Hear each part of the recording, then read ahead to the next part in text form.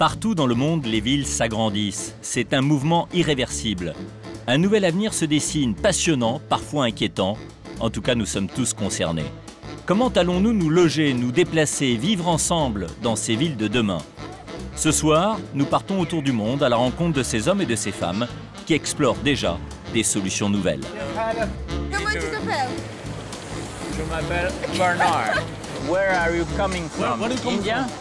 India. Parfois, le mètre carré est si cher qu'il faut faire preuve d'imagination pour aménager des logements minuscules. And the television will be here? Yeah. The television here.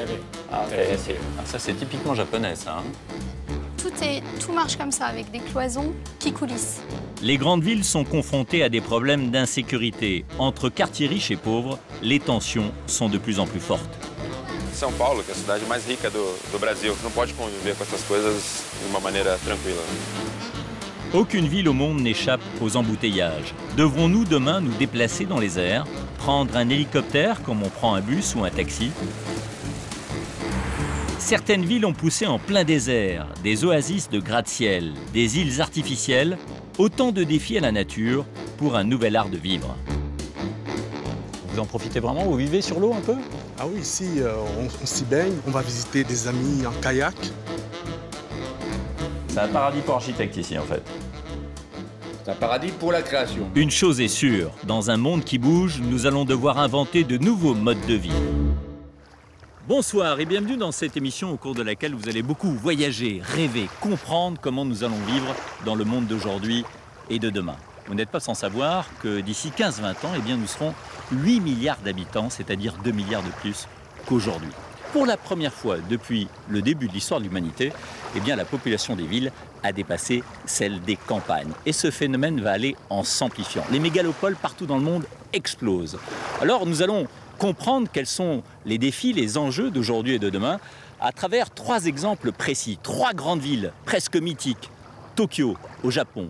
C'est une ville qui, faute d'espace, croît vers le haut.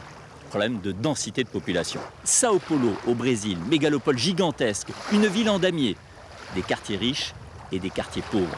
Comment ces populations, aux différents niveaux de vie, vont-elles continuer de cohabiter ensemble?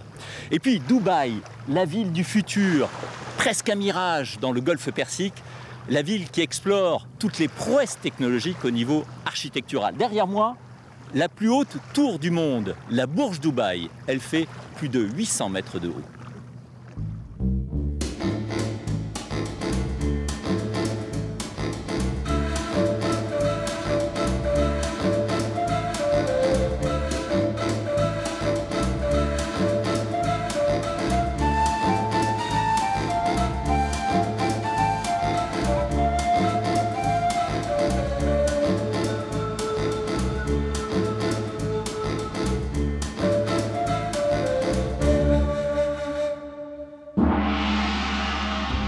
Nous allons d'abord vous raconter comment on vit dans une ville moderne qui bat des records de population. Direction Tokyo, la plus grande ville du monde. Tokyo, c'est 37 millions d'habitants, plus de la moitié de la population française. Malgré la pression démographique, la ville ne peut plus s'étendre. Moralité, dans certains quartiers, on compte jusqu'à 50 000 habitants au kilomètre carré, 3 fois plus qu'à Paris. Tokyo est donc devenue la ville où chaque centimètre carré compte.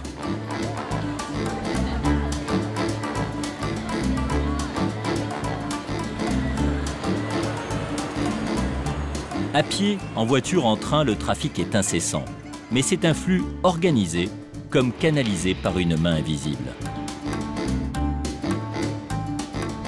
Les transports dans la capitale japonaise, c'est comme en France le problème numéro 1. Le métro de Tokyo est aujourd'hui le plus fréquenté au monde. L'an dernier, il a accueilli plus de 3 milliards de passagers. Ici, pas de grève, peu de défaillances techniques. Le métro de Tokyo est donc ponctuel. Il est aussi propre et silencieux. Le balai en sous-sol reste étonnamment feutré et discipliné. La sieste est donc possible.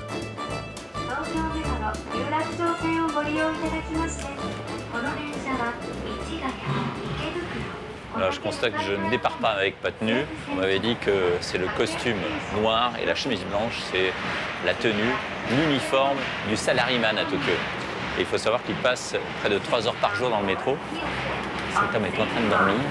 C'est souvent le cas dans le métro à Tokyo. Et d'ailleurs, on a interdiction formelle d'utiliser le téléphone portable pour parler des autres. Je parle tout doucement. Aux heures de grandes affluences, il y a des agents pour régler le trafic. Mais ici, c'est surtout le règne de l'autodiscipline. Là, je suis en train de commettre un acte de désobéissance parce que normalement, si je n'avance pas, je devrais être sur la gauche, juste derrière madame.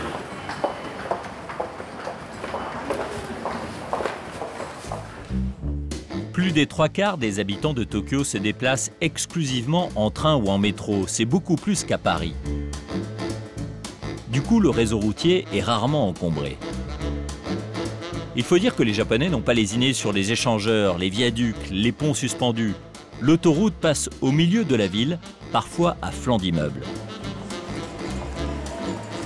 Lorsqu'un Japonais sort très tard du bureau, pour éviter 2 à 3 heures de transport supplémentaires, vous allez voir qu'il a une solution simple et pas chère, qui dit bien son nom, l'hôtel capsule.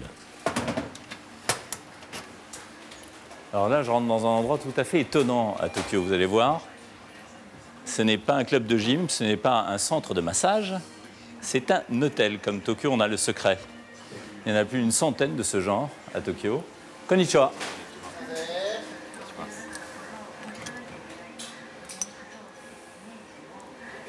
Arigato. Voilà, ça c'est mon nécessaire pour la nuit et je vais me changer. C'est obligatoire. Interdit de me suivre. Hein.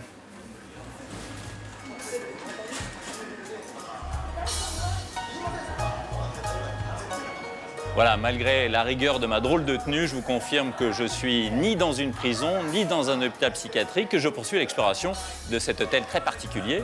À ma droite, le restaurant. Ce sont des tables individuelles, toutes tournées devant la télévision.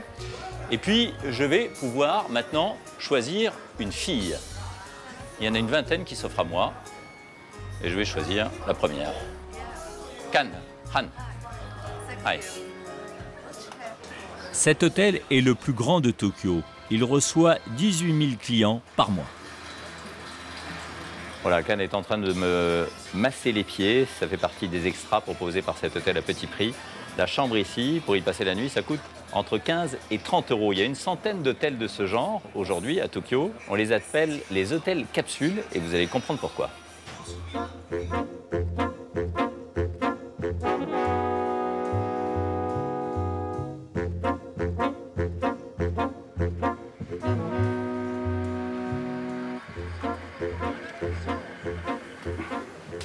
Bon, je vais vous faire visiter mon petit nid, ou plutôt ma capsule. Alors, ça fait 80 cm de large, 1,90 m de long à peu près. J'en fais 1,80 m, heureusement, mais à mon avis, les basketteurs ont peut-être des problèmes. Les pieds doivent dépasser. Nous sommes au Japon, alors évidemment, il y a une télé, il y a 18 chaînes. Ce soir, il y a Sumo sur la 6. Il y a également un réveil, une radio, 2 aérations. Enfin, il n'y a pas beaucoup d'air ici. Hein. Il y a aussi un spot, évidemment, pour lire éventuellement. Il y a une glace, une mention interdiction de fumer et évidemment au-dessus une évacuation si ça brûle. Il vaut mieux partir très vite d'ici parce que tout ça c'est du plastique ou de la fibre de verre. Et puis là il y a une affichette en japonais à laquelle je ne comprends rien. Mon voisin est en train de ronfler, je l'entends, mais bon, je vais essayer de dormir quand même. Bonne nuit.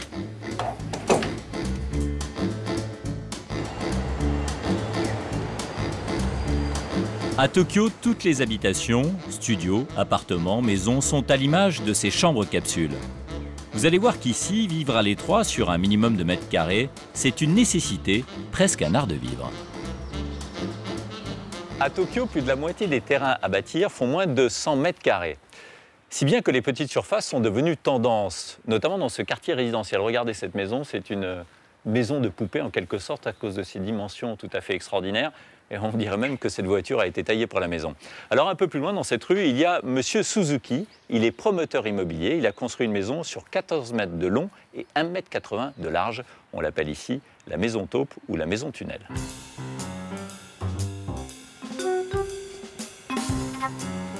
Cela fait 2 jours que Monsieur Suzuki a emménagé. Et nous sommes ses premiers invités.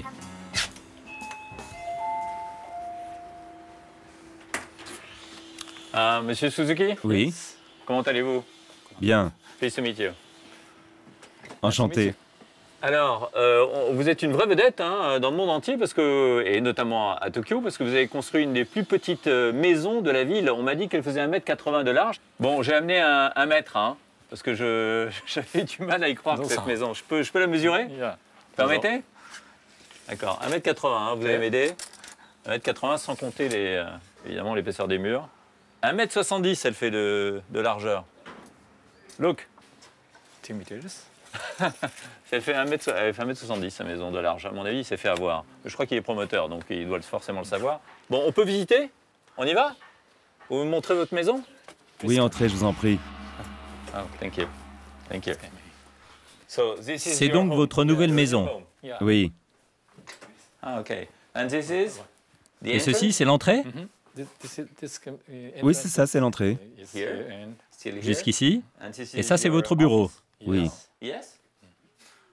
And this Et is là, the c'est la kitchen. cuisine. Oui, c'est ça. Ah, I see. This is Ces the escaliers conduisent à votre chambre? Oui, ce sont les escaliers. Let's go. On y va? Let's go.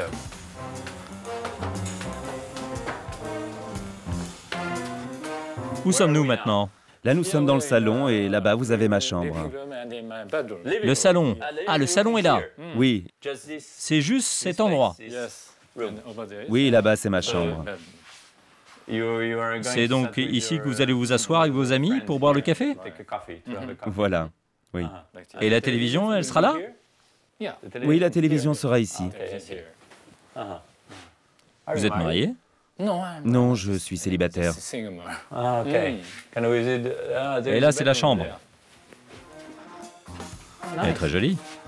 Vous avez dormi ici déjà? Oui, la nuit dernière, j'ai dormi ici.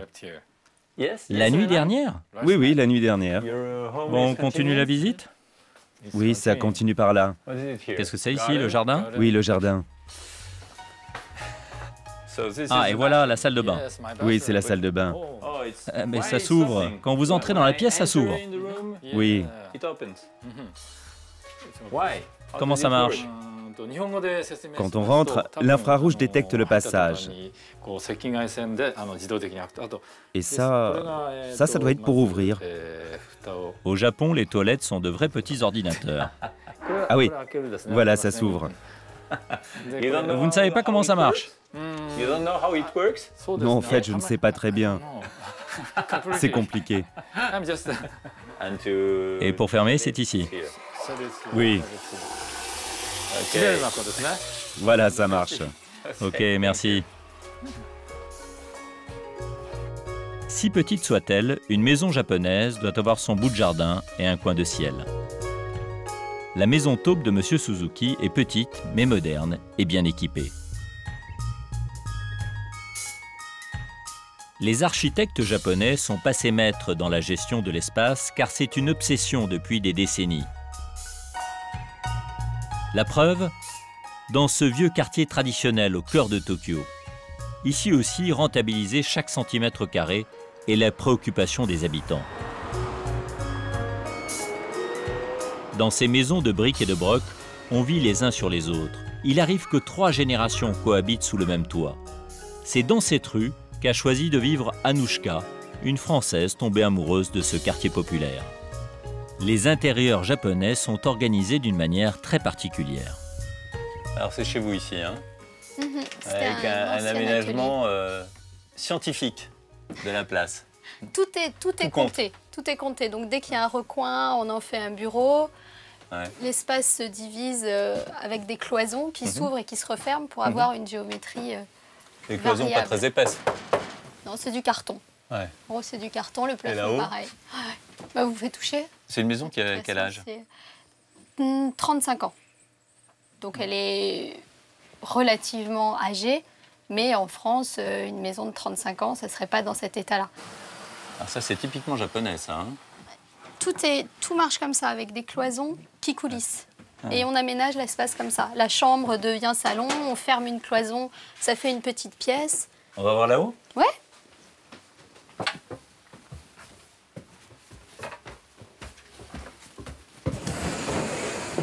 Ça c'est la chambre à coucher ici, hein?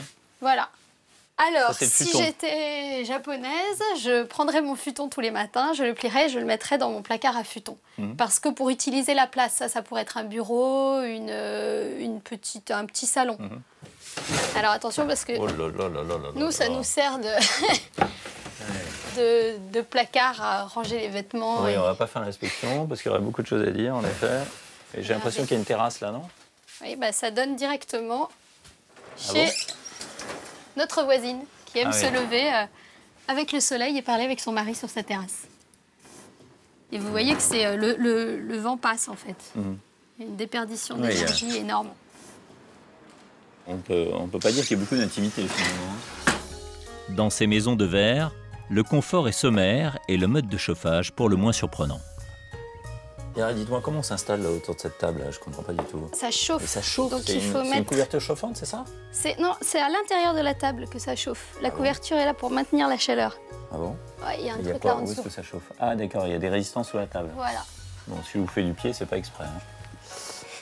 Alors, qui habite ici précisément? Parce que j'ai l'impression qu'il y a beaucoup de vieux qui habitent dans ce quartier. Hein. Quasiment que ça. Les gens d'à côté ont 80 ans et 83 ans. Ils sont nés ici, ils vivent, tout le monde se connaît. C'est un village. Moi, ils m'apportent des gâteaux, des petites mandarines et des choses comme ça. Il y a quelques familles qui sont venues s'installer parce que le terrain est beaucoup moins cher. Et puis, il y a plein d'hôtels. Et il y a plein de gens qui n'ont pas un domicile fixe. Et puis, il y a plein d'artisans. Alors, les voisins vous espionnent? Vous surveillent? C'est une société où chacun s'épie, chacun se dénonce. Moi, je viens d'être virée de mon club de sport parce que j'ai un petit tatouage et que c'est interdit. On vous a soupçonné d'appartenir à la mafia? Voilà, c'est ça. Que les Yakuza utilisent des tatouages? Voilà, normalement, il y a une tolérance envers les étrangers. Il est là, ça ne se voit pas. Ah, normalement, on doit mettre un pansement. Je ne l'avais pas mis ce jour-là. Et en effet, quelqu'un m'a dénoncé, a été voir le... Et donc, vous avez été virée de votre club de sport? Oui, j'ai eu rendez-vous avec le manager, j'ai tout fait. Vous avez dit c'est... Non. Aïe. Non, même si je le cache. Parce que le problème n'est pas qu'on le voit, le problème est que j'en ai un. Et vous vivez bien dans ce genre de société? Quand je me fais virer de mon club de sport, non. Mais dans mon quartier, les gens ne nous épient pas. Justement, encore une fois, ils étaient désolés. Ils sont venus me voir, ah, c'est dommage et tout ça. Ce quartier est pauvre. Aujourd'hui encore, dans le Japon ultramoderne, certaines maisons sont privées du confort minimum.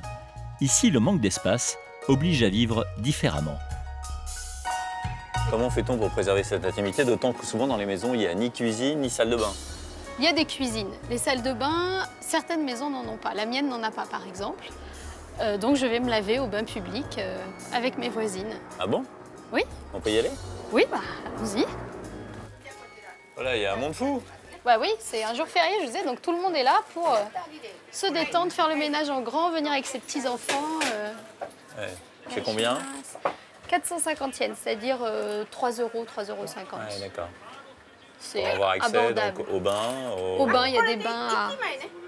Il n'y a pas d'abonnement? Au bain, si, mais aujourd'hui, justement, je n'ai pas de ticket. Et vous lavez combien de fois par semaine, sans indiscrétion? Tous les jours? Tous les jours. C'est un budget. Ah, ça finit par faire un budget à la fin du mois. Budget. Oh, madame? Non, à l'intérieur, il y a des bains chauds, des bains à bulles, des bains... Les hommes, non?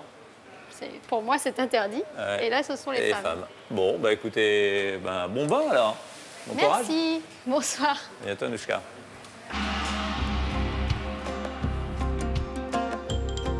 Dans cette recherche d'espace, les habitants de Tokyo font preuve de beaucoup d'imagination.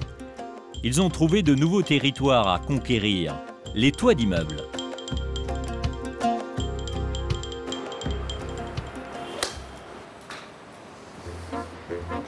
Ce practice de golf offre une vue imprenable sur Tokyo. Le jour se lève à peine, ces golfeurs vont commencer leur journée de salariés dans une petite demi-heure.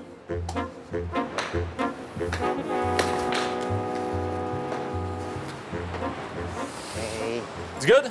Not good. Not good? Yeah.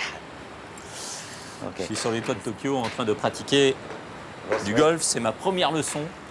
Et je suis avec monsieur Yasuto Yamaguchi, qui est d'une grande gentillesse et d'une grande patience. C'est un excellent professeur. C'est le meilleur professeur de golf du Japon. Ok, thank you. Il faut savoir qu'à Tokyo, on manque à ce point de place qu'on doit faire preuve d'imagination pour exploiter les toits. On y pratique du golf, mais d'autres activités encore. Regardez.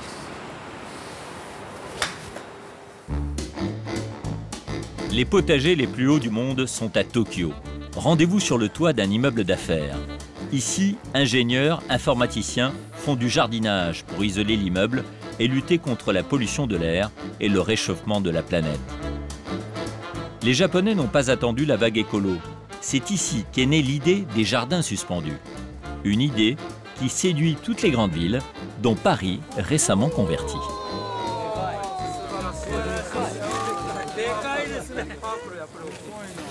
Voilà, alors ça, ce sont des patates douces.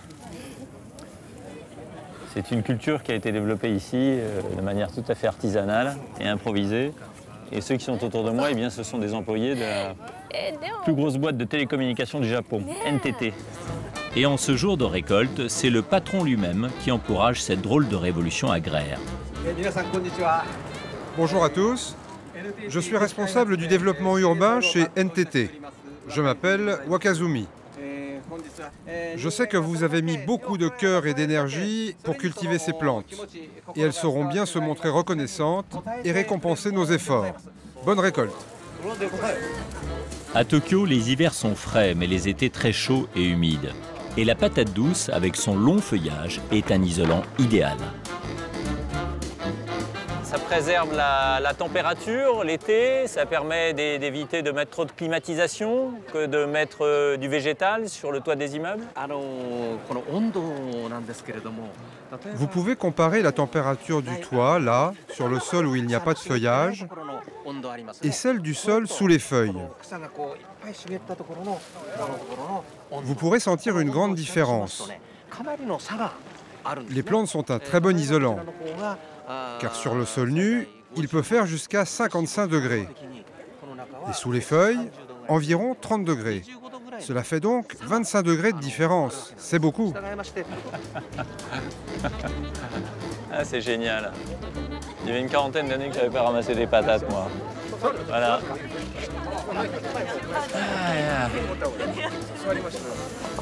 C'est le trophée du samouraï. Le samouraï de la patate douce.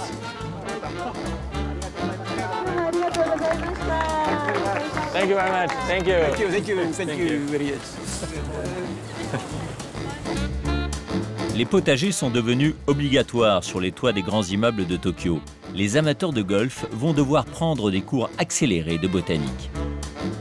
Mais l'optimisation de l'espace a éveillé d'autres vocations ici. Le dernier coup de génie, c'est d'exploiter l'air, autrement dit le vide. Je vais vous présenter maintenant un homme, il s'appelle Masao Matsumura, il a une trentaine d'années, c'est un homme d'affaires, il a commencé dans la banque. Il a trouvé une idée assez géniale pour révolutionner la gestion des espaces aujourd'hui à Tokyo. Cette idée, c'est de louer l'air au-dessus des parkings et quelques centimètres carrés de sol pour planter des piliers. Le tout pour édifier des bureaux éphémères. Mais pas question de banal préfabriqué, il s'agit de bâtiments design sur pilotis. On m'a dit que vous ne louez pas le parking, vous louez seulement une petite surface là, celle qui supporte les piliers. Oui, nous utilisons l'espace, l'air, mais pour installer le bâtiment, nous avons besoin de le poser là, sur le pilier. Donc nous louons aussi cette petite surface de sol. Donc vous louez l'air et pas le sol. C'est ça, on ne loue pas le sol car c'est trop cher, on loue juste l'air. C'est votre concept. Et la location des 9 piliers sur le parking, c'est combien par mois? Je pourrais pas dire, c'est confidentiel. Mais dites-nous, ça représente des milliers de yens? Non, non, non. Plus? Désolé. C'est un secret? Oui, c'est un secret. Il suffit de 2 semaines pour édifier un tel bâtiment. Les entreprises s'installent pour plusieurs mois, voire plusieurs années. Et s'il le faut, en 4 semaines, tout est démonté. Et là aussi, le toit est cultivé. C'est incroyable ici. C'est donc ça votre nouveau projet? Oui. Un nouveau jardin sur le toit de cet immeuble. Et toutes ces parcelles sont-elles louées à des particuliers ou à des entreprises? Pour le moment, c'est principalement loué à des particuliers. Ils viennent ici pour jardiner et ils peuvent manger ce qu'ils récoltent. C'est pour un usage personnel, pas pour une production industrielle. Et combien coûte la location d'un de ces jardins, pour l'année par exemple? On les loue au mois, c'est environ 20 000 yens, à peu près 180 €. Ce n'est pas trop cher, enfin c'est raisonnable. Et dites-moi, combien y a-t-il de parking en surface à Tokyo? 30 000 parkings. 30 000? Oui, 30 000 parkings à Tokyo. Pour Masao Matsumura, le marché à conquérir est énorme. Son concept des bureaux éphémères a sans doute de beaux jours devant lui.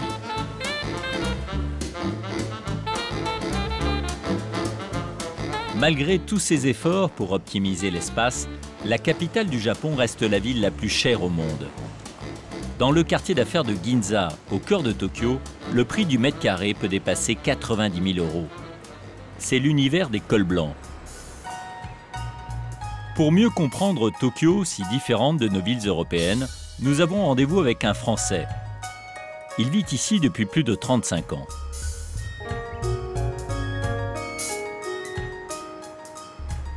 Richard Collas, bonjour. Bonjour. Vous êtes président d'une grande marque de luxe française ici au Japon, installé au Japon depuis 38 ans. C'est un pays que vous connaissez par cœur. C'est une ville que vous connaissez par cœur. Alors on m'a dit, tu verras, Tokyo, c'est la ville de l'infiniment petit. En même temps, là, c'est le gigantisme plutôt qui prime. On se croirait dans une grande ville américaine, non? En fait, vous êtes dans une immense agglomération, mais derrière ces grands immeubles, vous avez effectivement des petits quartiers qui existent toujours. C'est le côté sympathique de Tokyo, de cette ville qui est en reconstruction et en destruction permanente. C'est la cité de l'éphémère. Un immeuble est considéré comme vieux au bout de 25 à 30 ans. Donc y compris les immeubles comme ceux que l'on voit autour de nous, non? Alors, je pense que ces grandes tours, il leur faudra un peu plus de temps avant de les casser.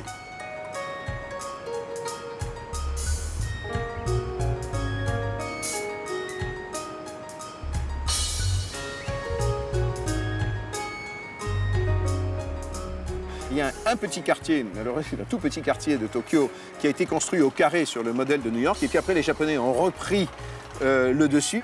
Et la ville est totalement chaotique. Et, par exemple, il faut savoir que dans une ruelle, les numéros étaient donnés en fonction de la date à laquelle les maisons ont été construites. Donc vous pouvez très bien voir à côté du numéro 2, le numéro 25 et le numéro 4 se retrouvent de l'autre côté de la rue. C'est totalement chaotique. C'est à l'image en fait de ce Japon qui, contrairement à ce qu'on pense, est beaucoup plus chaotique qu'il veut donner l'impression qu'il est.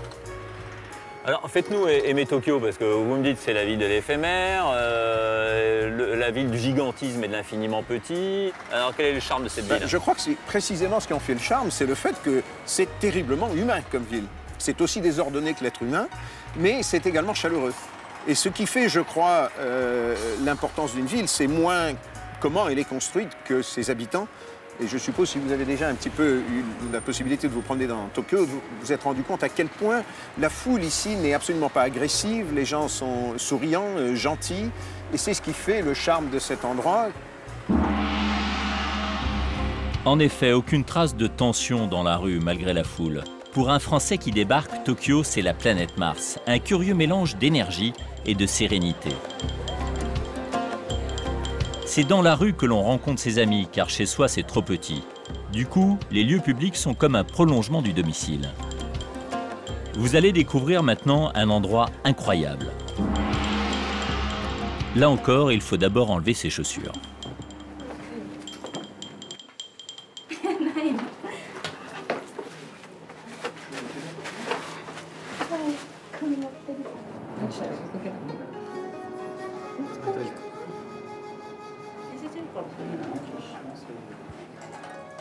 Hello. Voilà, je suis à Tokyo depuis quelques jours et puis je sais pas, je ressentais un manque de chats. Et donc j'ai éprouvé le besoin de venir dans cet endroit dont on avait beaucoup parlé. Il y a en effet des boutiques à Tokyo où on peut venir caresser des chats. En fait, on paye à peu près 7-8 € pour y passer 1 heure. Et il y a autour de moi une dizaine de chats et on choisit son pelage, on choisit sa couleur et on caresse son chat. Voilà.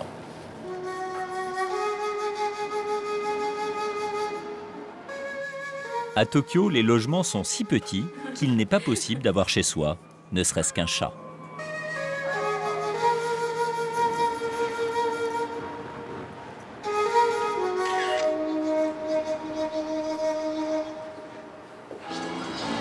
Même la nuit, quelle que soit l'heure, le carrefour le plus célèbre du monde grouille de piétons pressés qui ne se bousculent jamais. Voilà, nous sommes au cœur de Shibuya. C'est le quartier des jeunes branchés. Nous sommes samedi soir, ils vont faire la fête. Ils sont des milliers à traverser ce carrefour. C'est un ballet extrêmement rythmé et très discipliné, car même s'ils sont jeunes et qu'ils ont des tenues parfois originales, eh bien, ils sont obéissants. À Tokyo, la vie, c'est dans la rue. Du coup, la plupart des magasins, des restaurants sont ouverts 24 heures sur 24. Alors qu'en France, nous sommes attachés à nos intérieurs, à nos maisons, les jeunes Japonais passent l'essentiel de leur soirée à l'extérieur, dans la rue. Pour jouer, se distraire, passer du temps avec leurs amis, ils ont leur lieu fétiche. Les garçons jouent en réseau, les séances de jeux vidéo sont très bon marché, quelques euros pour de longues heures. Les filles s'inventent de nouveaux looks dans ces boutiques de photomatons où l'on peut recréer son image et son monde virtuel. Et puis, il y a les fameux cafés manga ouverts 24 heures sur 24. Pour moins de 15 euros la nuit, on peut se créer un chez-soi, lire des livres ou des BD, réfugié dans une petite cellule. On peut aussi manger, surfer sur le net, dormir ou flirter. Au Japon, même les ébats amoureux se pratiquent ailleurs qu'à la maison. Faute d'intimité dans les appartements, il a fallu inventer des lieux réservés. Ce sont les célèbres love hotels. Mais ils ne sont accessibles qu'à deux. J'ai donc demandé à Anouchka de m'accompagner. C'est là ?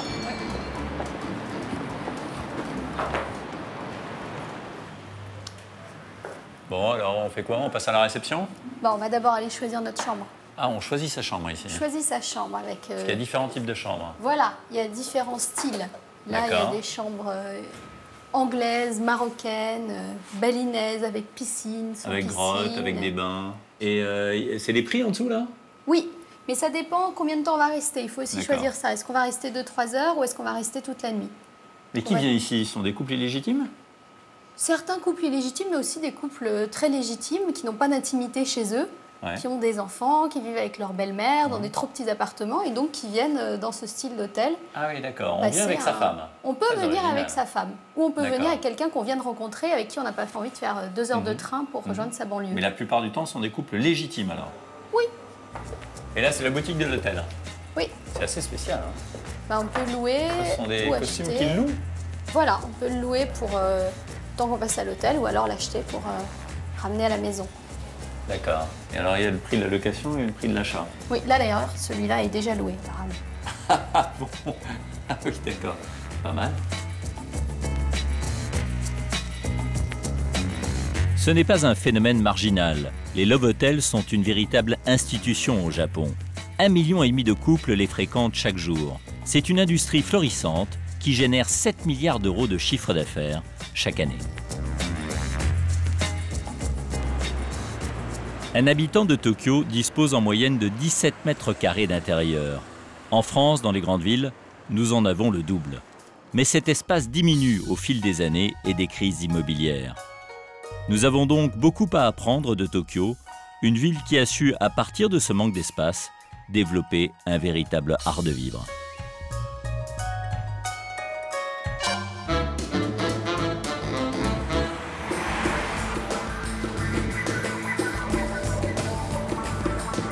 Direction Dubaï, dans le golfe Persique.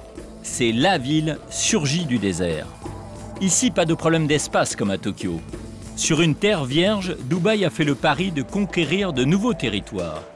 Alors que les projets de très haute tour sont relancés en France, Dubaï a déjà expérimenté les architectures les plus audacieuses. Elle se présente volontiers comme un condensé de toutes les villes du monde. Bienvenue à Dubaï, la ville laboratoire par excellence, celle des projets les plus fous, celle de la démesure. Chacun de ces gratte-ciels semble vouloir défier l'autre par sa taille, par sa silhouette originale. Ce qui fascine le monde entier, c'est que cette ville a surgi de nulle part en moins de 30 ans. Pour certains, à coup sûr, c'est la ville du futur, la ville modèle par excellence. Pour d'autres, c'est un simple château de cartes qui menace de s'effondrer avec la crise économique. Dubaï est passé du Moyen-Âge au monde du futur en moins de 30 ans. D'abord avec l'argent du pétrole et du gaz, investi dans la pierre et le bitume dès les années 70. L'émirat du Golfe a construit de magnifiques routes au milieu de nulle part, mais avec des feux rouges. Les tribus nomades ont parfois eu du mal à se convertir à la vie urbaine. Les Dubaïotes ont longtemps été les rois de la fameuse côte des pirates. Ils faisaient du commerce d'or et de perles avec leurs puissants voisins d'Iran et d'Inde. Aujourd'hui, Dubaï est la ville que la planète entière connaît. Une cité spectaculaire avec la plus haute tour du monde, la Burj Dubaï, qui vient d'être inaugurée. Une flèche vers le ciel, construite sur le sable. Plus de 20 000 personnes y ont travaillé jour et nuit. Cette tour, elle fait exactement 787 mètres de hauteur. 787, moi j'ai lu 812, j'ai lu 818. Non, 787. On dit que c'est un secret d'ailleurs. Ce qui est habitable, c'est 785 mètres. D'accord. 780. Donc l'antenne, on ne le sait pas. Alors ça a été quoi votre boulot? Parce que j'imagine qu'il y a des dizaines de milliers de personnes qui ont travaillé là-dessus. Qu'est-ce que vous revendiquez, vous, personnellement? Je suis un spécialiste en séisme, en dynamique. Donc j'ai veillé pour cette tour à ce qu'en cas de séisme, elle résiste. C'est-à-dire que le sol, il bouge comme ça, et tout ce qui est sur le sol, il va suivre au début le mouvement, puis le sol il s'arrête et l'autre, il va faire des vibrations. D'accord. Vous voulez dire qu'on l'a juste posé sur le sable alors? On a fait des pieux à une profondeur de 65 mètres, de diamètre 2 mètres. 2 mètres de diamètre, 65 mètres de profondeur à l'intérieur de la Terre. À l'intérieur de la Terre. Pour ancrer cette tour. Pour ancrer cette tour. Ça suffit ça? Oui, bah, il y a parce combien que de pieux? le nombre de pieux, il dépasse les 3600 pieux. Quand tu vois à Burj Dubaï d'ici, tu ne peux pas rester au balcon là-bas, parce que la pression du vent là-bas, elle peut te... Là-haut, là? Oui, bien sûr, définitivement. Là-haut, on peut s'envoler? Oui, tu peux s'envoler. Avec ses 162 étages, la toute nouvelle Burj Dubaï n'est pas seulement une prouesse technologique, c'est aussi un symbole de puissance. Un signal au monde entier lancé par un peuple de Bédouins qui a décidé de forcer le destin. Dubaï compte aujourd'hui plus de 600 tours, là où la Défense n'en compte qu'une quarantaine. Cette ville fait rêver les architectes du monde entier. Nous avons rendez-vous avec Francis Gambert. Il a vu naître la nouvelle Dubaï, conquérante et fière. Il a construit plusieurs de ses tours. Quand est-ce que vous êtes arrivé ici à Dubaï la première fois? La première fois que je suis arrivé ici, c'était en 72, parce que j'avais des gros chantiers en Arabie Saoudite et l'endroit qui était de distraction, qui sortait un peu de l'Arabie Saoudite, c'était Dubaï. Donc tout le monde, de toute manière, lorsqu'on était en Arabie Saoudite, qui était très fermé et très compliqué, on venait à Dubaï. Il n'y avait pas d'immeuble, il n'y avait pas de tour. Non, pas de tour, non, non, non. Les premières tours, d'ailleurs c'est nous qui les avons construites, c'était en Arabie Saoudite, c'était à Jeddah. Et on appelait des tours, à cette époque-là, quand on faisait 20 étages, on appelait ça une tour. Donc ça n'a rien à voir avec les tours. La Défense n'existait pas, donc 20 étages, c'était une tour. Et alors, quand est-ce qu'a commencé le développement immobilier?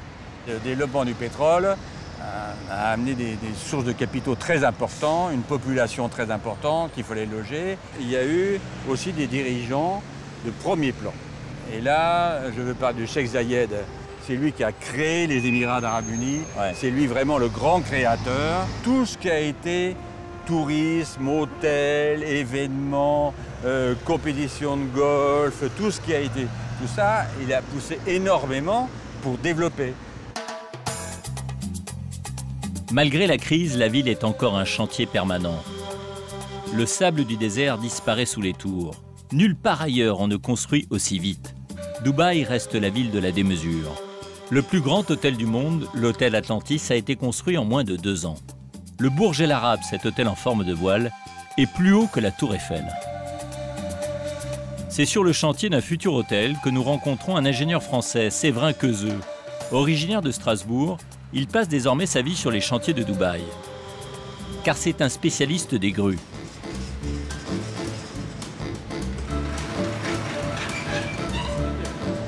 Hello. Hi, nice to meet you. Okay, let's go. Ça c'est le drapeau. Des Émirats. Drapeau des Émirats. Il fait combien d'étages cet immeuble là? Il y aura 42 étages. 42 étages. 42, ouais. Et quoi, on met combien de temps pour faire un étage? À peu près tous les mois, il y a un étage. Tous les mois, il y a un étage. Dans 2 ans, c'est terminé, c'est prêt. Ah, formidable.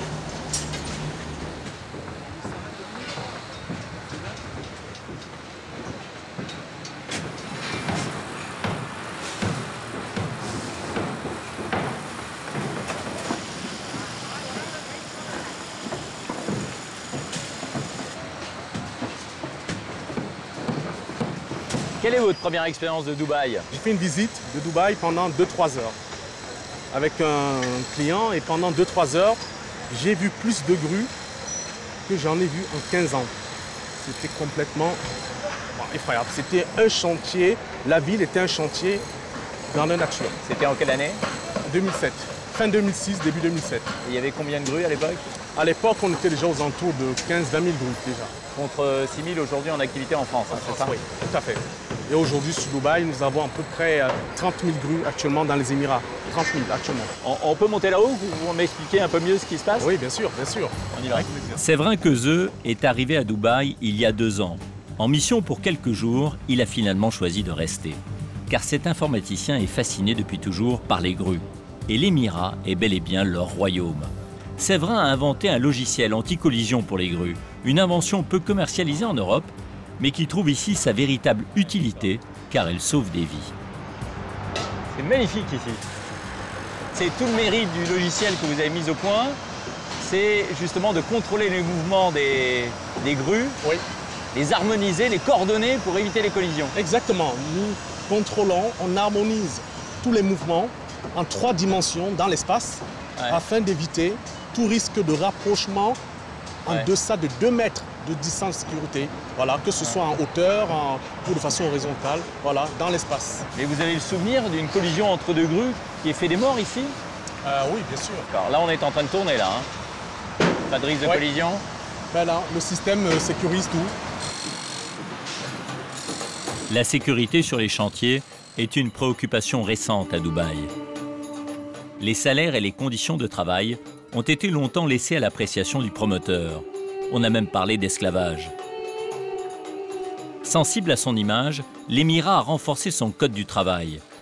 Mais on construit toujours ici en des temps records. Ce qui change ici, c'est le rythme de la construction. C'est très accéléré. Ouais. Très accéléré, 24 heures sur 24. C'est-à-dire que sur un chantier comme celui-ci, il y a 3 fois plus d'ouvriers qu'on aura dans ces salles. Oui, c'est ça, oui. Nous avons à peu près 3-4 heures plus d'ouvriers. Et surtout, on y travaille en 3-8 permanence, de façon permanente. En 3-8. On travaille la nuit ici. La nuit, bien sûr. 24 heures sur 24, sans interruption. Ils sont recrutés où? Là-bas, en Inde? Oui. Il y a des recruteurs qui vont là-bas et qui... Lorsqu'ils viennent, ils ont des visas d'entrée en règle. Et... Il n'y a pas de travailleurs clandestins? Ah non, dans les Émirats, c'est quelque chose totalement d'impossible ici, puisque tout le monde a un visa de travail. C'est à l'aéroport, il faut avoir une autorisation de travail. Oui, totalement. D'accord. Les immigrés représentent 90% des ouvriers sur les chantiers. Ils viennent d'Asie pour la plupart. Hello. Where are you from? Where are you from? Where are you coming from? Where do you come India? from? India. India. How long have you been here in Dubai? Dubai. When did you arrive? 30 years. How much? Only 2,500. 2,500. Ah. I am not happy. Ça fait 500. I am definitely not happy. Ah, you're not happy with this wage? Not happy. Ah. Too much experience. I am not happy. Very much experience you have. 30 years. I am not happy. 30 years here. Yes, I You're not happy. And all those guys? Hello? Hi. Indians? Pakistanis? Bangladesh. Bangladesh. Ah, Bengali. Ah, ok. Le boom immobilier de Dubaï doit beaucoup à ces travailleurs immigrés. Même si quelques milliers d'entre eux sont rentrés chez eux en raison de la crise, ils forment encore près des 3/4 de la population de l'Émirat. Séverin, lui, n'est pas prêt de repartir. Il lui reste à sécuriser plus de 90% des grues de Dubaï. Pour le convaincre de rester, l'Émirat lui a offert un bout de paradis. Il vit sur la mer, dans une île artificielle qui porte bien son nom, de Palme. Encore un projet fou, devenu réalité. C'est la première des palmes hein, en partant de la côte. Hein. Oui, c'est la toute première, la A. Donc une des plus courtes? La plus courte, elle fait environ 1 km de long. Alors vous avez acheté une de ces maisons? Oui, elle m'a été plus précisément offerte par mes partenaires qui m'ont invité gracieusement dans ce pays afin d'utiliser ma technologie Navigator pour sécuriser les grues de ce Mais donc vous êtes propriétaire, locataire? Comment ça se passe? Ah oui, d'accord. Mais vous profitez vraiment de... Enfin, la mer, c'est un canal, en fait. Hein. Vous en profitez vraiment? Vous vivez sur l'eau un peu? Ah oui, ici, on s'y baigne fréquemment. On va visiter des amis en kayak, notamment. Ah bon? Kayak, tout à fait. On vit pas mal sur l'eau aussi. C'est assez intéressant. Et ça, c'est votre maison, hein, c'est ça? Oui, c'est chez moi, oui. Ah, j'aperçois votre petite famille, là, sur le balcon. Bienvenue. Bonjour. Bonjour les filles, bonjour Cathy, comment allez-vous? Bonjour, très bien, merci. Comment vous définiriez cette ville de Dubaï? C'est une ville qui, en fait, je pense que c'est comme un peu dans un rêve. Ils ont pris c'est des gens qui ont effectivement donc eu beaucoup d'argent par le pétrole, notamment. Et ils ont voyagé, ils se sont entourés de personnes importantes pour en fait prendre le meilleur de chaque continent. Tout ce qui existe dans le monde se trouve à Dubaï.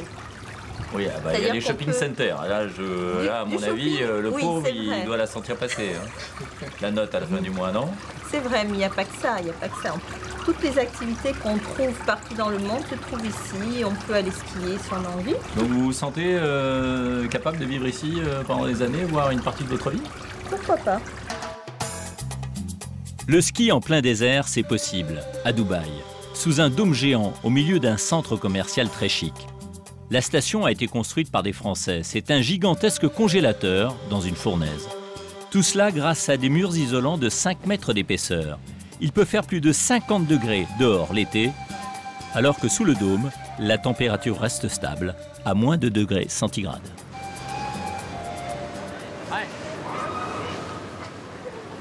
J'étais au bord de la piscine tout à l'heure pour déjeuner, au soleil bien entendu, puis je me suis dit, et si on se faisait une petite piste de ski? On m'a indiqué cet endroit, c'est un endroit unique au monde, car c'est la seule station de ski couverte. Alors je ne connais pas l'endroit, je me suis renseigné sur les distances. Il faut savoir que ça fait 80 mètres de large, la piste elle-même fait 400 mètres de long, et en hauteur ça fait 80 mètres, il y a même un télésiège. J'y vais, histoire de regarder la neige. À Dubaï, on peut vraiment skier toute l'année. Ils sont 800 000 à venir profiter de cette neige artificielle, quelle que soit la saison. Et ils sont originaires du monde entier.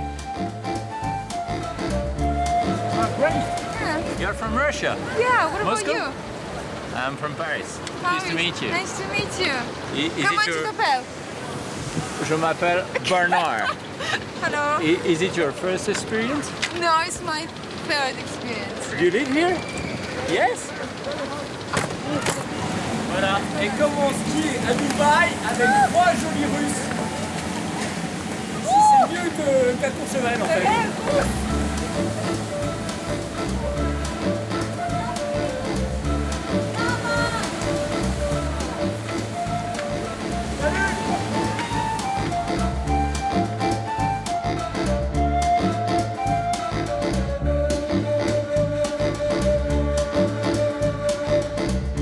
Nous retrouvons Lucas Marchand, le directeur technique de la station. Il est originaire de Chambéry. Bonjour. Bonjour. Ça va? Ça va très bien, et vous? Très bien. Bon alors, c'est vous le maître des lieux? Exactement, ouais. La neige est pas mauvaise, hein? La neige est bonne, mais on essaye de faire la meilleure neige possible, finalement. Et ça marche ici, les gens viennent? Bah, les gens viennent regarder, il y a beaucoup de skieurs, beaucoup de gens qui viennent découvrir la neige, pas seulement des skieurs, découvrir l'ambiance montagne. Du fin fond du désert ou... Alors il y en a qui viennent du désert, il y en a qui viennent d'Arabie Saoudite, Qatar, Koweït, très régional, la plupart de nos clients sont régionaux, et aussi d'Inde. Vraiment découvrir la neige, découvrir la montagne. Et pour certains d'entre eux, c'est la première rencontre avec la neige, très même si c'est artificiel. Le froid aussi, la première rencontre avec des températures en dessous de zéro.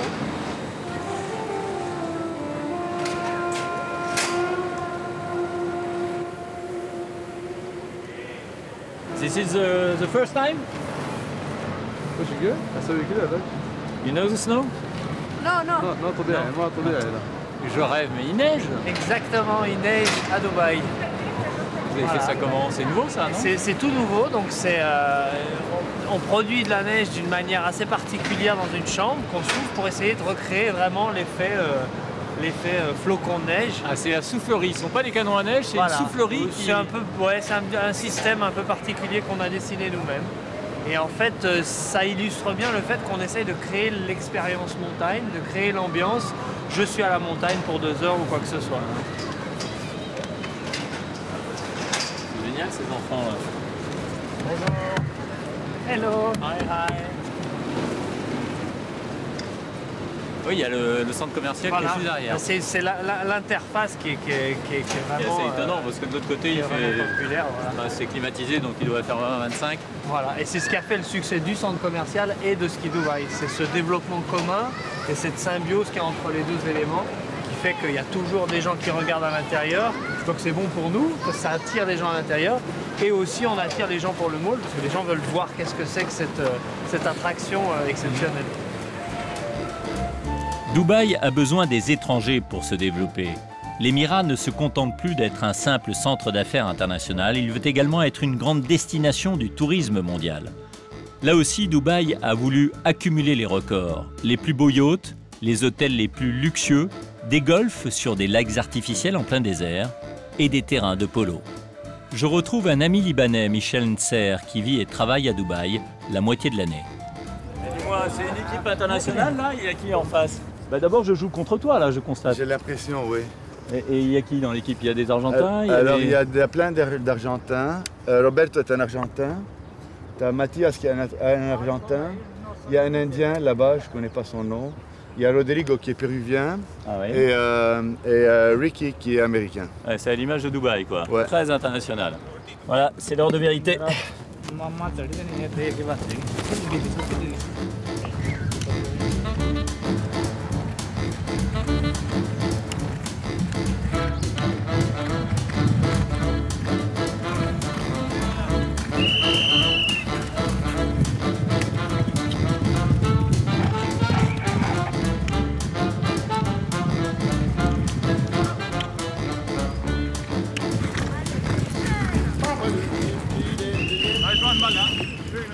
Qu'est-ce qui te retient à Dubaï?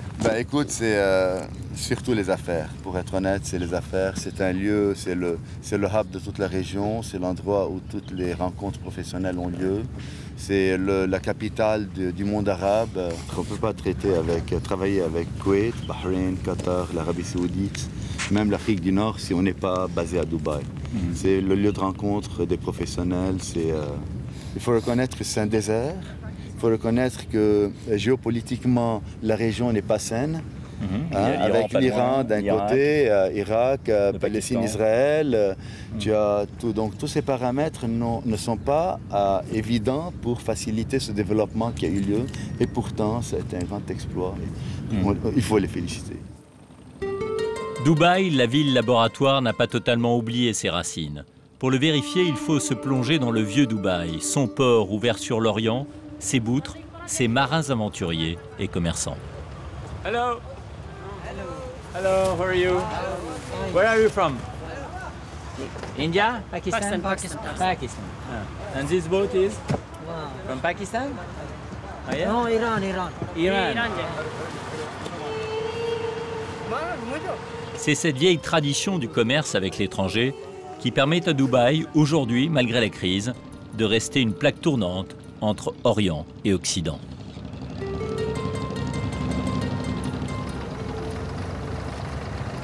Ce bras de mer coupe Dubaï en deux. Devant moi, la vieille ville, avec ses souks, notamment le souk de l'or, mythique. Et puis, juste derrière, à ma gauche, eh bien, il y a le Dubaï moderne.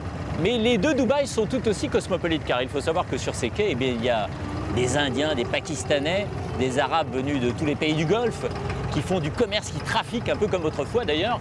Et ces boutres, à la nuit tombée, vont prendre sans doute la direction de l'Irak ou de l'Iran, avec dans leur soute, eh bien, ce qui était autrefois des perles, de l'or et même parfois des esclaves, est remplacé aujourd'hui par des écrans plats et des micro-ordinateurs.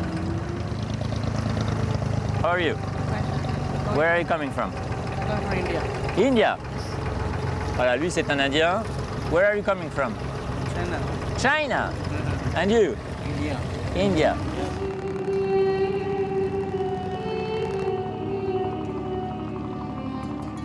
Dubaï est la ville la plus cosmopolite au monde. 90% de la population est étrangère. 140 nationalités sont représentées. La religion de l'émirat est l'islam sunnite. Mais Dubaï a conservé une tradition de liberté religieuse. Beaucoup de pays auraient été déstabilisés par des changements aussi spectaculaires en 30 ans. Que pensent les descendants de ces bédouins qui ont gardé le même mode de vie pendant des siècles? Après la prière, nous avons été invités à un dîner traditionnel.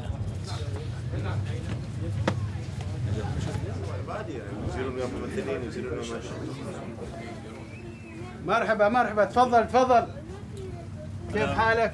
شو اخبارك؟ كيف عليك حالك؟ الله يخليك Just a minute. Hi. Hi.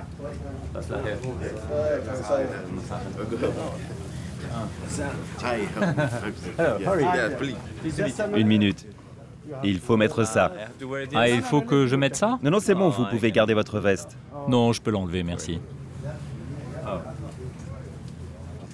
Voilà, je vous en prie.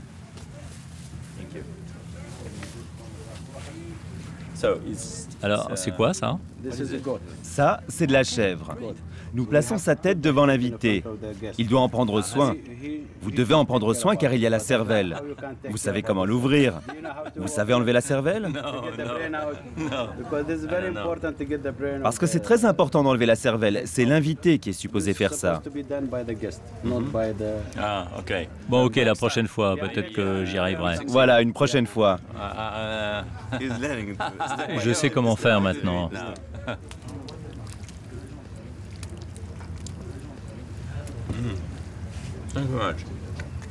Vous êtes né ici? Oui, nous sommes tous nés ici. Et qu'est-ce que vous faites? Quel est votre travail? Je suis banquier. Vous êtes banquier? Et vous? Homme d'affaires. Moi, je suis retraité de l'armée. Retraité de l'armée. Alors aujourd'hui, Dubaï n'est plus comme avant, il y a des gratte-ciel, beaucoup d'étrangers. Oui, mais nous avons besoin d'eux autant qu'ils ont besoin de nous. La majorité des étrangers ici travaillent. Mais pour les inciter à venir ici, pour profiter de leurs connaissances, pour que nous avancions, il faut leur donner des avantages. Si vous vivez dans le désert et que vous voulez faire venir les étrangers, oui, vous, peut-être que vous aimez le désert, mais eux, non. Donc pour les attirer, il faut leur offrir une vie agréable. Et alors, ils viendront ici.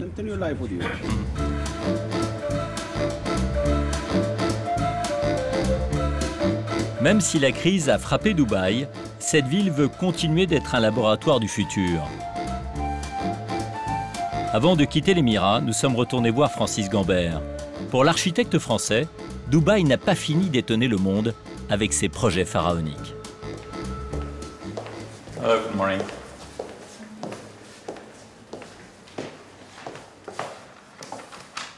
Ah, Francis, comment allez-vous? Bonjour, comment allez-vous? Ravi de vous voir et de pénétrer dans votre antre. Mon antre. Tous ces projets au mur, là, c'est fabuleux. Et là, vous travaillez sur quoi, alors? Ben là, je travaille sur une tour à Dubaï. Et cette tour, elle va être placée où? Elle va pousser où?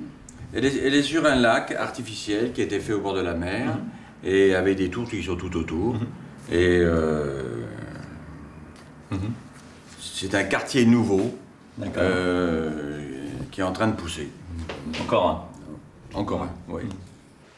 Et ça, par exemple, c'est à Dubaï? Ça a été construit, ça?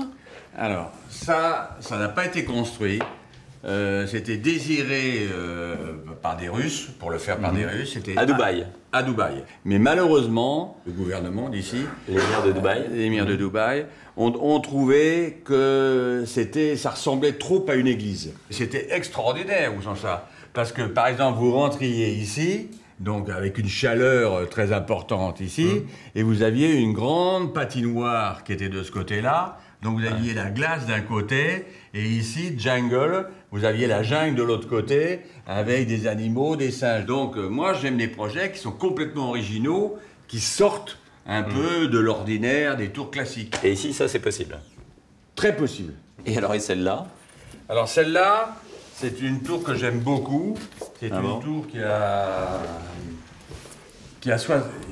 qui a 60 étages. Ah oui. C'est une tour que j'aime beaucoup, et ce sont des jardins suspendus sur 60 étages. Donc il y a une fente qui est comme ça, avec des jardins suspendus qui sont à chaque étage. Et ça, c'est en projet ou en cours de construction? Elle a démarré et elle a été un peu arrêtée. Ah, donc il y a des choses qui sont arrêtées, étant donné la situation actuelle. Ouais. Et vous avez bon espoir que ça se poursuive ou pas? Ça va reprendre, ça va reprendre. Oui, croyez-vous? J'y crois complètement. Mais dans les 2-3 mois ou dans 2-3 ans? Non, pas 2-3 mois, il faut attendre un petit peu, C'est un paradis pour architecte ici, en fait. C'est un paradis pour la création. Et Dubaï s'est lancé dans un autre projet fou, redessiner la planète en pleine mer. À 4 km des côtes, voici la nouvelle carte du monde. Une île par pays, regroupée par continent. Le tout sur près d'1 millier d'hectares, un travail de titan. Il a fallu draguer le fond de la mer et faire remonter des millions de tonnes de sable. Ces îles valent entre 10 et 35 millions d'euros. Brad Pitt, Angelina Jolie, David Beckham ont, paraît-il, manifesté leur intérêt. Ont-ils acheté? C'est un secret bien gardé. À ce jour, en tout cas, la seule île construite est celle de l'Émir.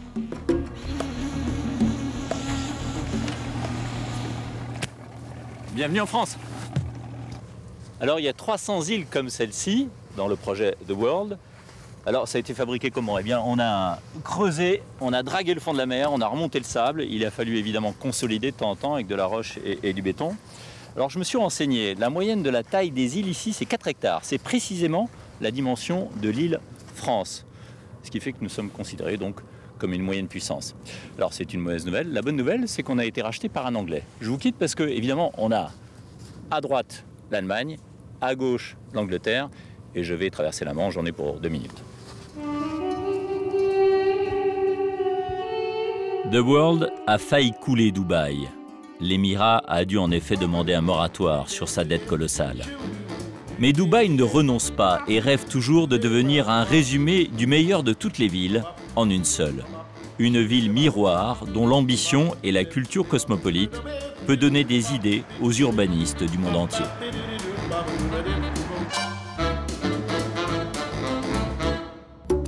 Direction Sao Paulo, au Brésil. Après Tokyo où chaque centimètre carré compte, et Dubaï dont l'architecture est un défi permanent à la nature, Sao Paulo est notre 3e laboratoire du futur. Une mégalopole de 22 millions d'habitants, la ville la plus riche du Brésil, avec des gratte-ciels, symboles de ce développement économique. Mais il y a aussi d'immenses favelas, où s'entassent les plus démunis. Sao Paulo, c'est l'histoire du choc entre les riches et les pauvres. C'est aujourd'hui une des villes les plus dangereuses du monde.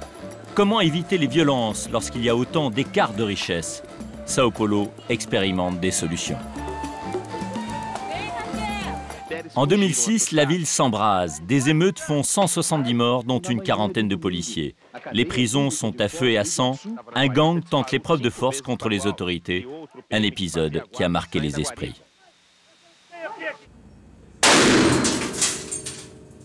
La criminalité fait ici la fortune des ateliers de blindage. À Sao Paulo, pour vivre en sécurité, il ne suffit pas d'ériger de hauts murs autour de sa maison. Il faut aussi blinder sa voiture. C'est extrêmement important. C'est à ce moment-là, dans les transports, que l'on est le plus vulnérable. Nous sommes dans l'atelier le plus impressionnant du pays, car c'est ici que l'on blinde le maximum de voitures. 700 véhicules chaque année sortent de ces ateliers. On blinde ici à Sao Paulo la voiture de monsieur, une limousine, un 4x4, mais aussi la voiture de madame, celle qui est utilisée pour faire des courses ou aller à l'école. Nous sommes dans une filiale de Geos, première entreprise européenne de sécurité. Jean-Marc Ferraud est un ancien de l'anti-gang. Ça, ce sont des voitures qui sont en cours de blindage. C'est ça. Cette voiture est complètement blindée, là. La voiture est finie. La voiture est finie. Les portes, et quand elle est blindée, la voiture, elle pèse quoi? 2 fois plus, 3 fois plus? Elle peut prendre 1000 kilos de plus. Alors je vous présente Fausto Camillo qui s'occupe des opérations. Ah, pas la princesse? Oui, bien sûr, pas le français. Et c'est lui qui met en place nos opérations sur le Brésil. Alors, dites-moi à vos clients, ce sont des chefs d'entreprise, des pères de famille, des gens qui sont riches. Est-ce qu'il y a des membres des gangs qui font blinder leur voiture? Parce qu'on sait qu'ici, les assassinats à Sao Paulo, c'est souvent entre membres des gangs. Hein. Bien entendu, ce sont d'ailleurs les premiers qui cherchent à se protéger, puisque c'est ceux qui se considèrent les plus en danger. Donc, ce sont de bons clients? Ils n'arrivent pas dans les sociétés de blindage avec l'image que c'est un narcotrafiquant. Ouais. Mais nous savons qu'ils blindent leur voiture. Vous avez un véhicule blindé, vous? Non, moi personnellement non. Ah bon? Non, non. Pourquoi? Moi, à cause de la mobilité, je me balade en moto à São Paulo. Ah bon? C'est facile de m'enfuir dans la circulation. Comme dans toutes les villes qui grossissent vite, la préoccupation majeure des habitants de Sao Paulo, toutes classes sociales confondues, ce sont les embouteillages. Ils peuvent atteindre parfois une longueur de 250 km. À Sao Paulo, la circulation avec l'insécurité, eh c'est le sujet numéro 1. Il faut savoir que pour 22 millions d'habitants, il y a d'ores et déjà 6 millions de véhicules. Le parc auto à Sao Paulo grossit de 800 véhicules par jour. À cette heure-ci, on peut mettre jusqu'à 3-4 heures à traverser la ville. Les experts estiment que si rien n'est fait, eh bien d'ici 4-5 ans, cette ville sera complètement asphyxiée. Sao Paulo est devenue du coup la première ville au monde pour le trafic d'hélicoptères. Avec plus de 400 rotations par jour, c'est le record du monde, plus qu'à New York et 10 fois plus qu'à Paris. Vous allez découvrir le plus grand centre de maintenance d'hélicoptères de toute l'Amérique latine. Nous sommes en périphérie de Sao Paulo, sur une colline, juste en face d'une favela. Aujourd'hui, 130 mécaniciens, techniciens de piste, ingénieurs de très haut niveau entretiennent tout type d'hélicoptères. Le patron ici, c'est un ancien médecin, João Veloso. Il a compris avant tout le monde que l'hélicoptère était la solution pour cette ville qui risque la paralysie. Je pense qu'on aura peut-être enfin quelques minutes de silence. Dites-moi, comment avez-vous trouvé un tel emplacement? C'était une pâture pour les vaches. Et lorsque mon père est mort, nous avons arrêté l'élevage. Mais nous avons gardé la terre. Car nous savions qu'un jour, on pourrait faire un gros coup. C'est finalement arrivé il y a 10 ans, quand ils ont construit le grand périphérique tout autour de Sao Paulo.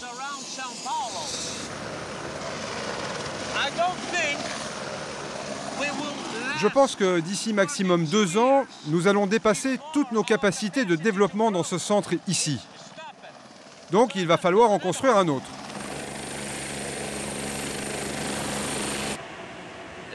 Le trafic d'hélicoptères continue d'augmenter ici? Oh oui. L'année dernière, nous avions quelque chose comme 120 nouveaux hélicoptères immatriculés au Brésil et 80% d'entre eux sont venus à Sao Paulo.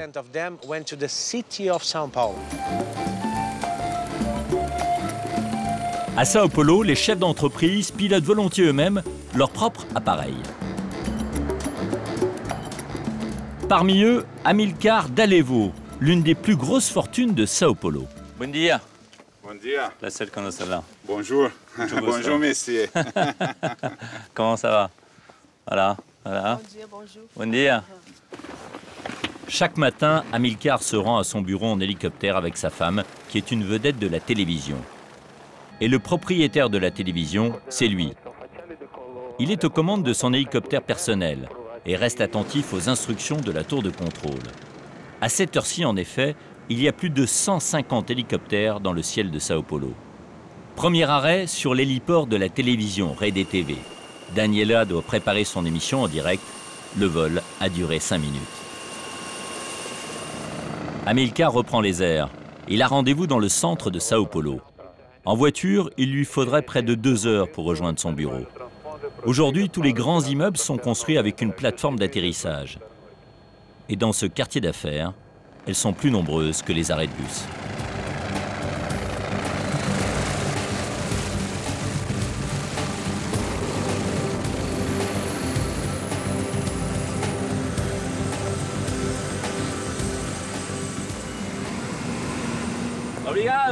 Merci beaucoup pour ce vol. Ici, il y a beaucoup d'hélipads comme celui-ci? Oui,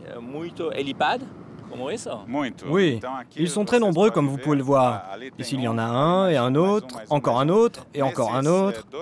Sur ces 2-3 pâtés de maison, nous avons entre 20 et 30 hélipads parce qu'il y a un trafic très intense d'hélicoptères. Et il n'y a pas de risque d'accident? Non, c'est vrai que le Brésil est l'un des premiers pays du monde par le nombre d'hélicoptères. Mais nous avons créé une tour de contrôle qui s'occupe exclusivement de tous les hélicoptères. Actuellement, tous les nouveaux immeubles de bureaux et de commerce sont bâtis avec des hélipads sur le toit. Amilcar est passionné de nouvelles technologies. Issu d'une famille pauvre, il a commencé à travailler à 14 ans, mais aujourd'hui, il est fier de sa réussite. J'ai commencé avec une entreprise d'informatique, du software. Puis il y a 10 ans, on a acheté l'une des 5 chaînes de télévision du Brésil. C'est la plus moderne, elle s'appelle Rede TV. On peut visiter Rede TV alors? Oui, allons-y. Pour Amilcar, Sao Paulo est l'Eldorado brésilien. Il a créé ici la première télévision dont 100% des programmes sont en haute définition. Ici, c'est la régie de diffusion. Tous les spots publicitaires, toutes les émissions passent par ici. C'est un logiciel qui gère tout de manière automatique. Personne ne met de cassette, c'est complètement automatisé. Rede TV, ultra moderne, et la petite chaîne qui monte. Quelques instants plus tard, dans le studio principal, nous retrouvons Daniela, sa femme, pendant une coupure publicitaire. Bonjour. L'antenne, c'est dans quelques secondes, et là, surprise. Alors ça, c'était pas du tout prévu. Je vais passer en direct sur une chaîne de télévision nationale brésilienne, ADTV. It's nationwide. Nationwide. Un pays de 200 millions d'habitants quand même. Hein.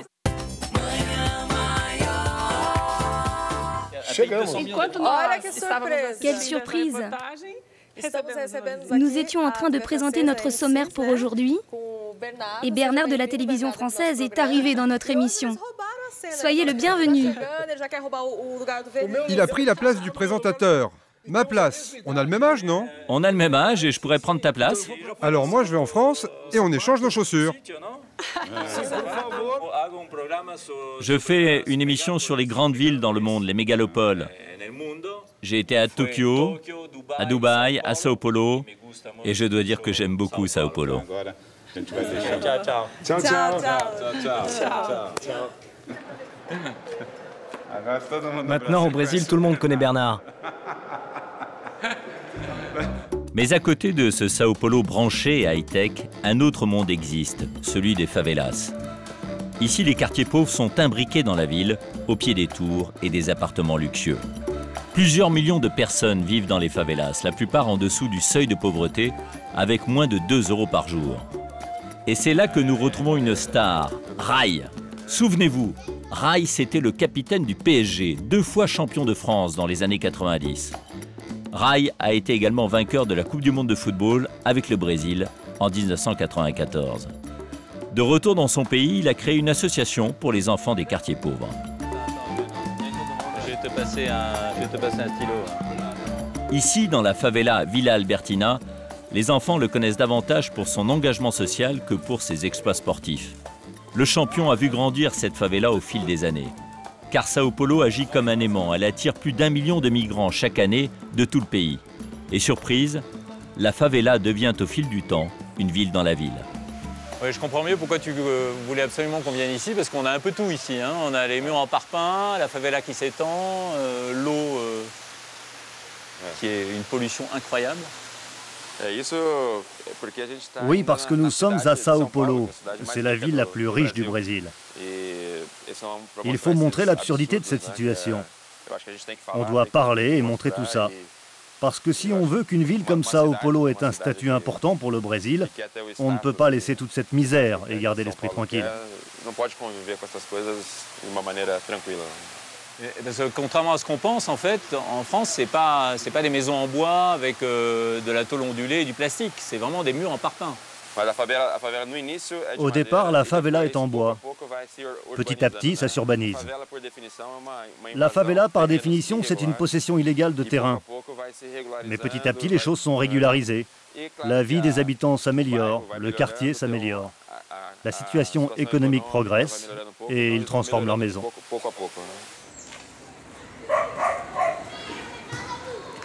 C'est pour éviter aux enfants la loi de la rue, la tentation de la drogue, des gangs, que Rai a créé la fondation Goldeletra. Ici, évidemment, on joue au foot, mais pas seulement. Lecture, informatique, dessin. Goldeletra comble le déficit de l'école publique qui ne peut recevoir les enfants que par demi-journée. La fondation offre un lieu de vie et d'éducation à ses enfants, élevés pour la plupart par une mère isolée.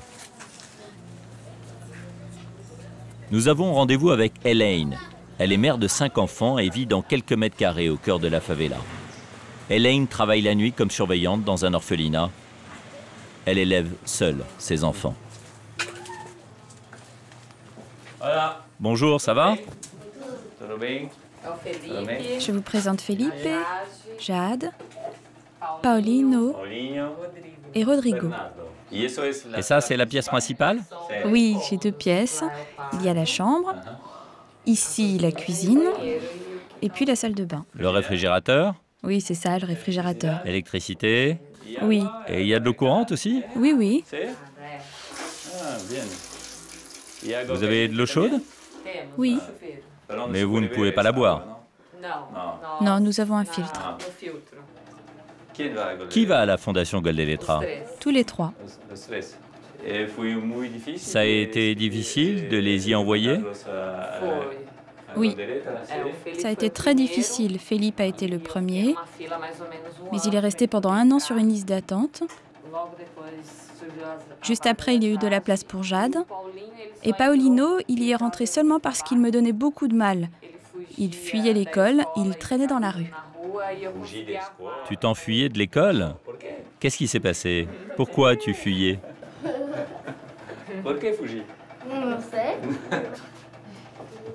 Bon, les enfants, on y va? On va à Goldeletra?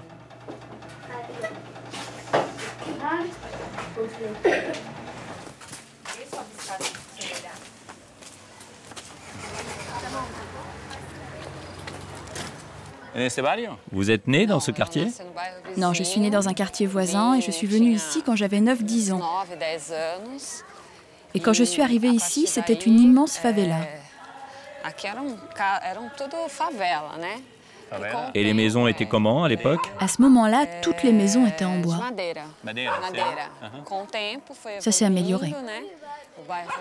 Maintenant, il y a des boutiques et même un marché. Et il y a beaucoup de femmes seules comme vous dans ce quartier? Oui, je crois que oui. Et ça doit être compliqué d'élever les enfants sans le père. Oui, c'est très compliqué. C'est toi qui l'as fait? Ouais, c'est pas mal, non? Je savais que tu avais des talents avec les pieds, mais tu as des talents aussi dans les mains? Ah ouais, c'est superbe, hein? On peut montrer à la caméra? Alors, c'est qui ces enfants? Qui sont ces enfants autour de nous, là? Ce sont d'abord des enfants de la région.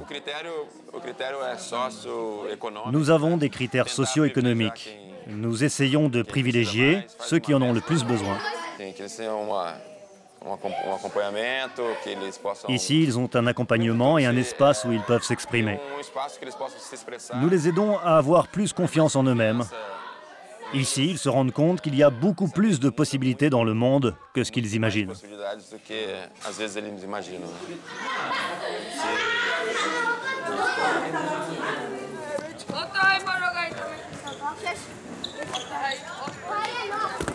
Oh, bravo, bravo.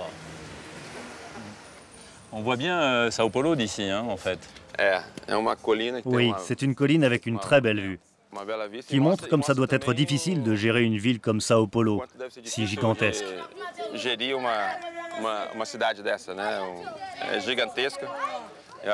C'est important quand un quartier comme celui-ci s'en sort. Au Brésil, c'est très triste que le trafic de drogue implique aussi des enfants et des jeunes. Dans d'autres pays, le trafic est plutôt l'affaire des adultes. Mais au Brésil, les enfants commencent très très tôt. C'est important un travail comme le nôtre pour les nouvelles générations. Grâce à des initiatives comme celle de Rai, depuis 6-7 ans, la violence a reculé à Sao Paulo. Pourtant, l'exigence de sécurité reste toujours aussi forte. Et aujourd'hui, après les riches, elle touche aussi les classes moyennes. Certains quartiers sont conçus comme des forteresses. Nous sommes à une vingtaine de minutes à peine du centre-ville bruyant et agité de Sao Paulo et nous entrons dans un autre univers. Ici, les pelouses, les arbres sont taillés. C'est un univers ouaté, silencieux, presque trop lisse.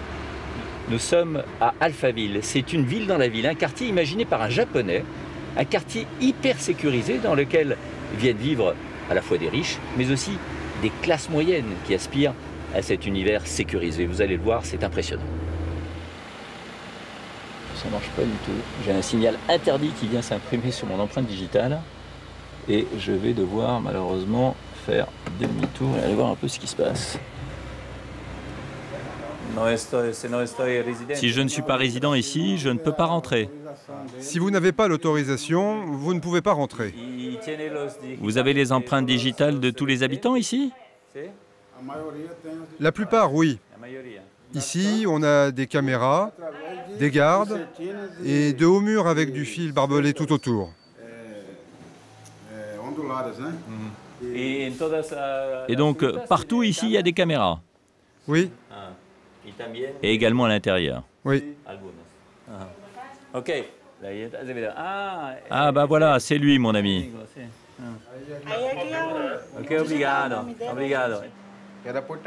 Ici l'accueil, je suis avec monsieur... Bernardo de la Villardière. Monsieur Bernard. On peut le faire passer? Merci. Bon, je peux rentrer, ça y est? Oui, vous pouvez. Au revoir. Alphaville, c'est 200 000 habitants qui vivent derrière de hauts murs, surveillés par des gardes armés.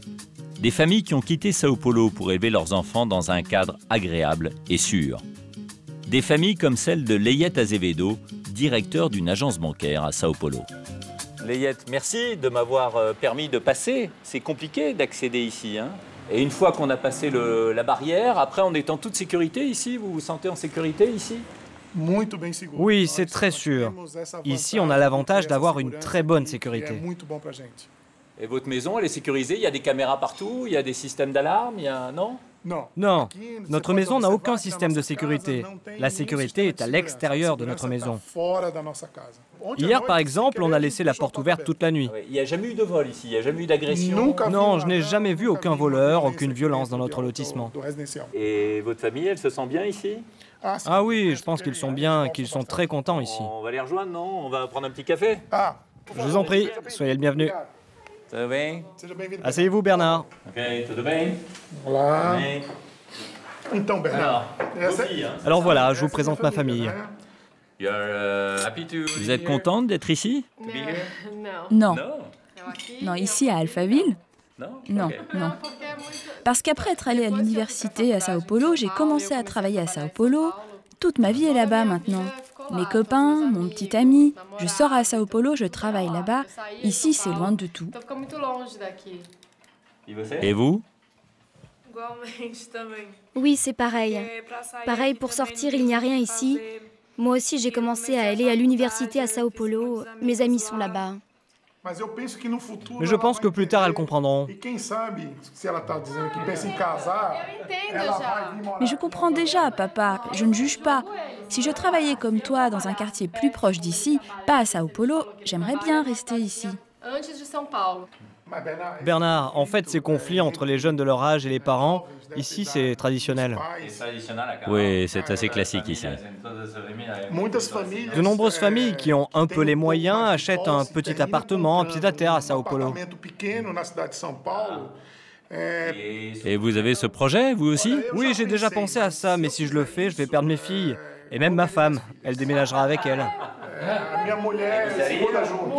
Imaginez que dans quelques années, ici, il y aura des favelas tout autour, et il y aura un vrai problème de sécurité que ne suffira pas à régler les barrières tout autour. Non, la tendance ici, c'est que le nombre de favelas diminue. Elles ne vont pas grandir. Et en plus, Alphaville a une structure qui rend impossible à pousser des favelas autour. Aujourd'hui, ces zones résidentielles sévèrement gardées offrent un maximum de services, ce qui fait qu'on peut vivre, travailler, se distraire à Alphaville sans jamais en sortir. Et donc, qui est le professeur de samba ici? Elle est là. C'est vous? C'est vous le professeur? Et vous vivez à Alphaville?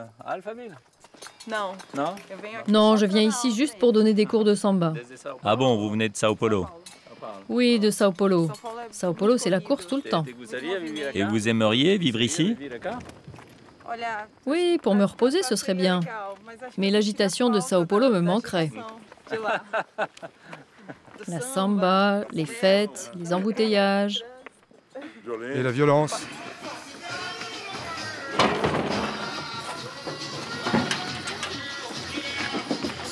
Bon, ben, je vais prendre mon premier cours de samba. J'espère que je vais être à la hauteur. On commence avec le pouce. 1. 2, on va devant. 3, on appuie derrière. Et 4, on revient devant.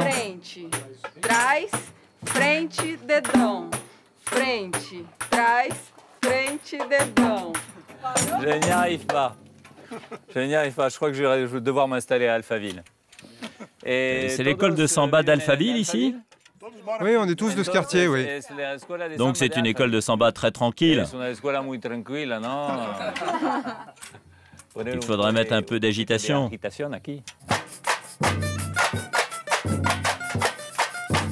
Sao Paulo semble avoir réglé ses problèmes de violence par ce concept du vivre entre soi, derrière des murs. Les quartiers type Alphaville se multiplient autour de la ville tentaculaire. Mais la violence, celle de la rue, continue de faire la une des journaux. Et elle s'exprime parfois les jours de match. À Sao Paulo comme à Paris ou Marseille, certains clubs de supporters peuvent s'affronter violemment. Des violences régulières avec invasion du terrain qui devient un véritable champ de bataille. Même les policiers sont pris à partie. Des affrontements qui font des dizaines de blessés et parfois des morts.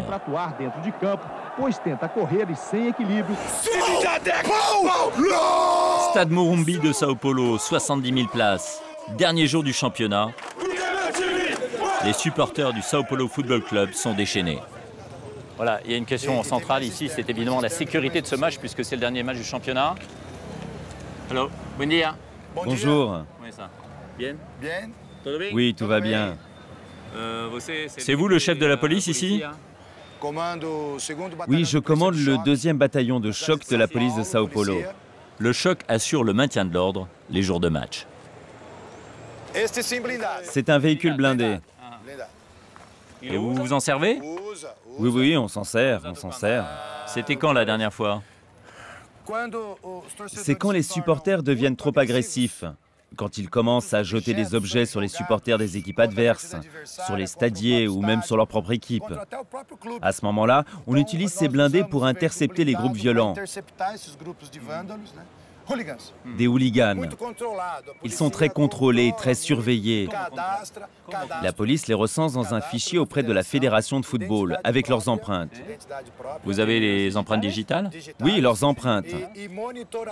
Et les jours de match, nous suivons ces groupes sur leur parcours jusqu'au stade, avec des voitures, mais aussi des motos. Et on les encadre jusque dans le stade, où ils ont des places bien précises. Ce jour-là, en raison de l'enjeu, les cars transportant les joueurs arrivent sous bonne escorte.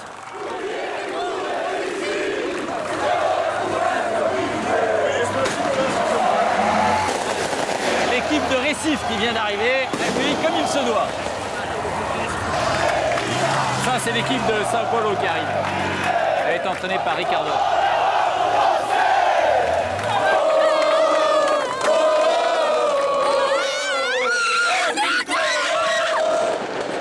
L'ambiance est bon enfant, mais tous les spectateurs sont fouillés.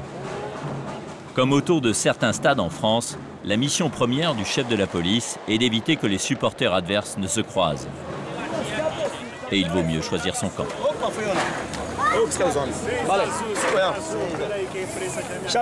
Ici, les chapeaux, c'est 5 réals. 2 chapeaux, c'est 2 €. Bom, obrigado. Ok? Isso, graças. Duas capas assim, chapéu assim. Je t'en mets.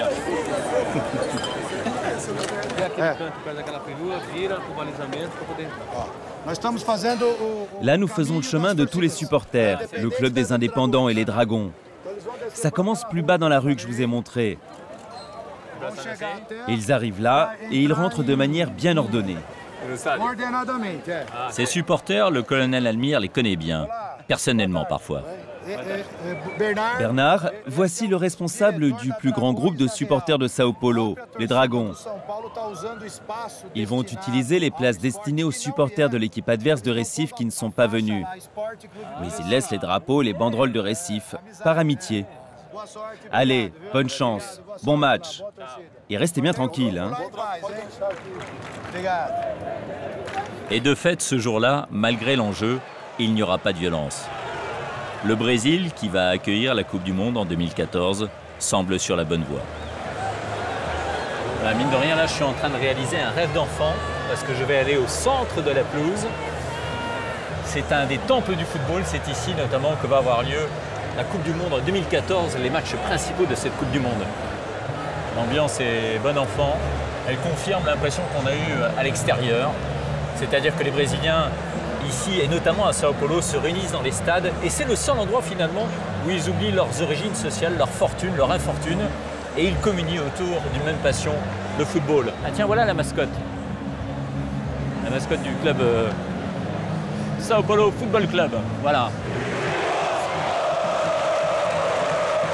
À Sao Paulo, certains économisent jusqu'à 1 mois de salaire contre une place à 50 € pour voir un beau match.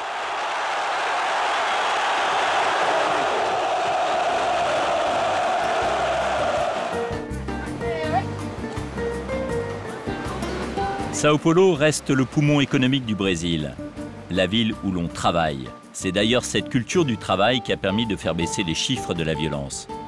Mais l'autre atout de Sao Paulo, ce sont ses plages, à moins de 2 heures de route. L'idéal pour décompresser le week-end. Bonjour, c'est un bon endroit pour surfer ici? Oui, c'est un bon endroit pour se détendre, s'amuser et oublier le stress de Sao Paulo et les embouteillages. Tout ça, quoi. Les gens de Sao Paulo viennent ici tous les week-ends.